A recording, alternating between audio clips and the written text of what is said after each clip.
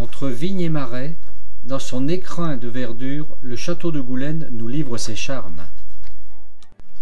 Tour à tour, maison forte, château féodal et demeure Renaissance, on découvre tout d'abord les vestiges de la forteresse moyenâgeuse. Même s'il n'y a plus rien à craindre des Vikings, le pont-levis et les douves défendent toujours l'entrée de la cour d'honneur.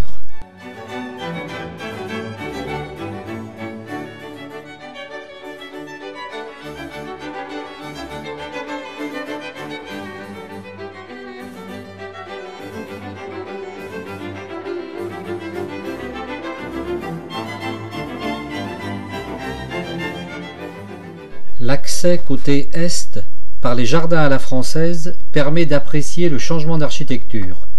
Les fenêtres à meneaux ont succédé aux machicoulis.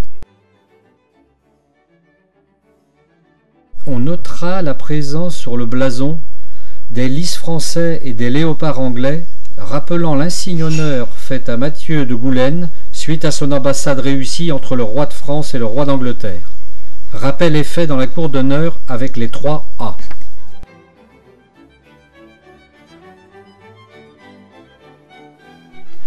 C'est dans la cour d'honneur que le style Renaissance trouve son plein épanouissement.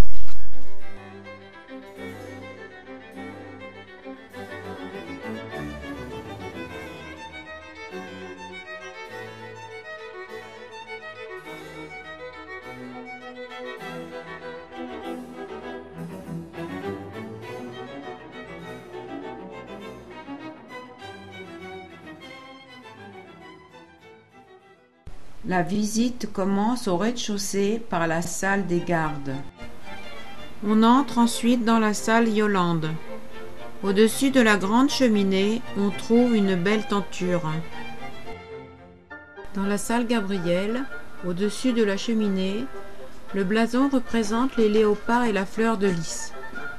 Il symbolise les armes Goulaine, concédées au XIIe siècle par les souverains de France et d'Angleterre, en souvenir des services rendus à la patrie par un des membres qui sut ménager la paix entre ces deux nations. Le salon bleu date du début du XVIIe siècle. Le portrait au-dessus de la cheminée représente Anne d'Autriche, épouse de Louis XIII. 2 portraits représentent Anne de Goulaine, marquise de Rosmadec, et sa sœur Yolande. Cette dernière est une héroïne de la famille. Pendant que son père était en croisade, son courage permit de sauver le château assiégé par les Anglais. La suite de fauteuils et de canapés représente des fables de La Fontaine.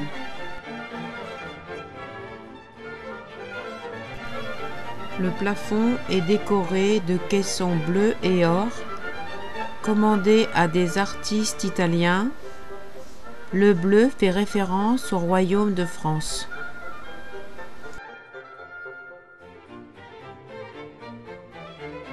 Dans le salon gris, l'arbre généalogique de la famille de Goulaine, avec les différents blasons, retrace l'histoire de la famille, et notamment Robert, marquis de Goulaine, propriétaire actuel, décédé dernièrement, fils de Mathieu de Goulaine et de Charlotte d'Argenson.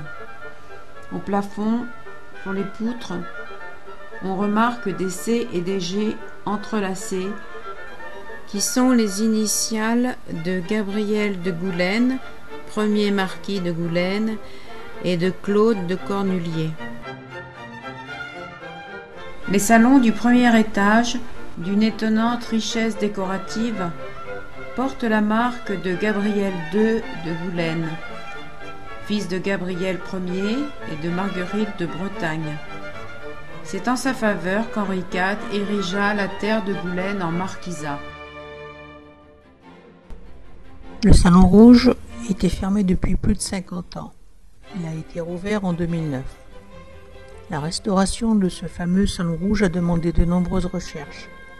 Ses murs étaient tapissés de précieux cuir de Cordoue et les restaurer à l'authentique m'aurait coûté une fortune. Par chance, 2 laits de cuir constituant l'ensemble du motif ont été retrouvés et ont permis d'en faire une fidèle copie papier. Les murs du Salon Rouge sont ainsi habillés de cette reproduction, rehaussant son magnifique plafond à caissons et ses boiseries peintes du XVIIIe siècle. Ainsi, ce travail a pu réconcilier le château avec un peu de son histoire. Le Salon Rouge est aux couleurs de la cour d'Angleterre.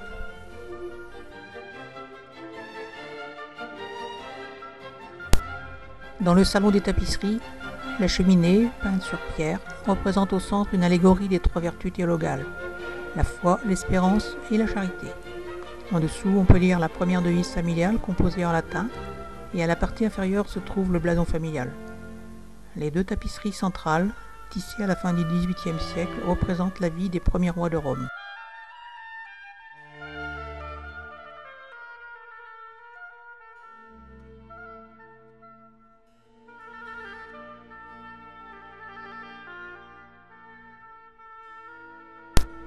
Par les fenêtres du côté nord, on voit au premier plan les vastes jardins à la française plantés de buis, et au-delà des murs du jardin, on aperçoit une partie du vignoble du domaine de Goulaine. À travers sa collection, Lu, Lefebvre Utile, nous invite à découvrir une histoire gourmande que racontent affiches, tableaux et autres objets constituant aujourd'hui un très riche patrimoine artistique. En voici un aperçu.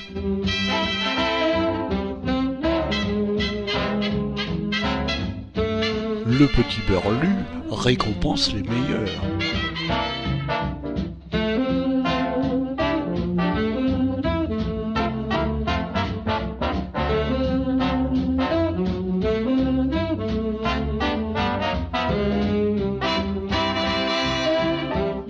Pour le 4 heures, quelques gâteaux et c'est la fête. Pour le pique-nique aussi, on n'oublie pas d'apporter le dessert Lu. Belle affiche. Mais c'est aussi un calendrier. Il faut être utile.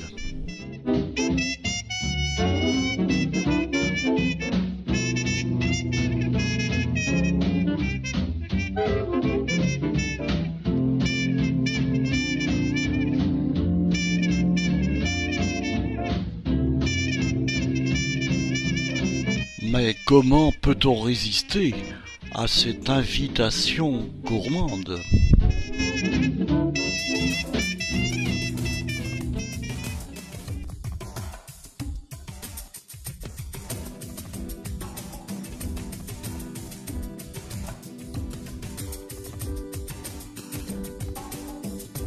Près de 300 papillons tropicaux volent en liberté dans cette volière.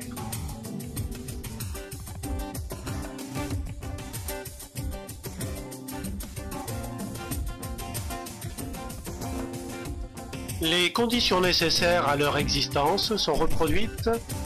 La température est de 26 à 30 degrés et l'humidité est de 70 à 80%.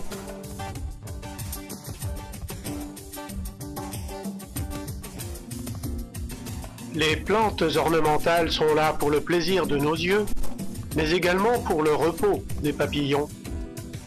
En outre, leur nectar leur sert de nourriture.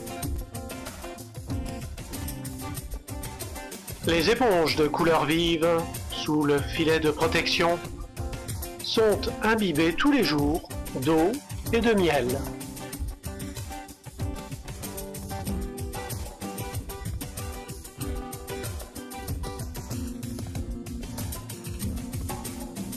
Entre avril et novembre, la volière accueille une centaine d'espèces différentes. Les plus remarquables proviennent de Malaisie, du Brésil, de Formose ou encore de Californie.